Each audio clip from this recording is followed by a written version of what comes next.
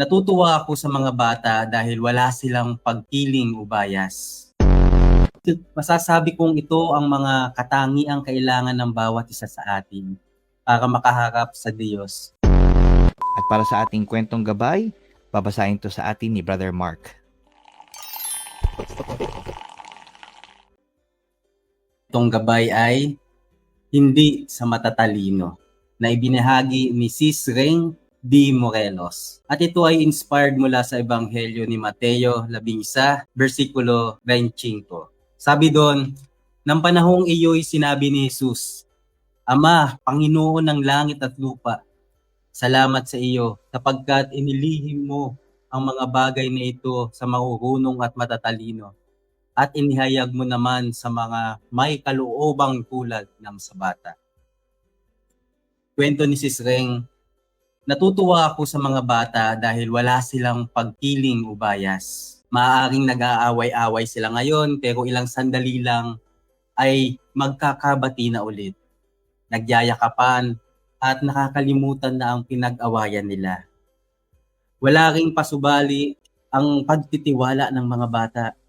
Halimbawa, kapag sinabi ng magulang na, "Anak, tumalon sa swimming pool," gagawin ito ng bata kahit hindi marunong lumangoy dahil alam niyang sasaluhin siya ng magulang niya. Masasabi kong ito ang mga katangiang kailangan ng bawat isa sa atin para makaharap sa Diyos. Kailangang wala tayong biases at may buong tiwala sa Diyos.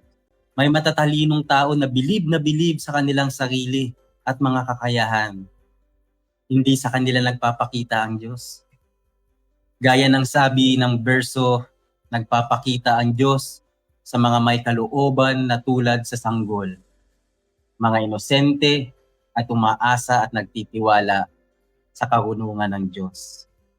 At ito ang ating kwentong gabay.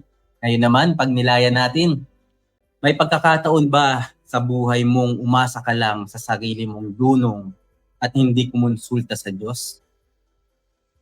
Ihambing ang naging resulta nito sa pagkakataong ikaw ay nagdasal at humingi ng tulong sa Kanya. Manalangin tayo. Panginoon, maaaring ako ay matalino, ngunit kailangan ko ang iyong dunong.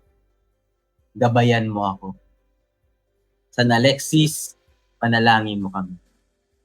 Ang Ama, ng Anak, ng Espiritu Santo. Amen. Amen. Maraming salamat, no, Brother Mark, for sharing with us ang ating kwentong gabay. At of course, no, shout out to Sis Reng Morelos. At napakagandang paalala sa atin, no?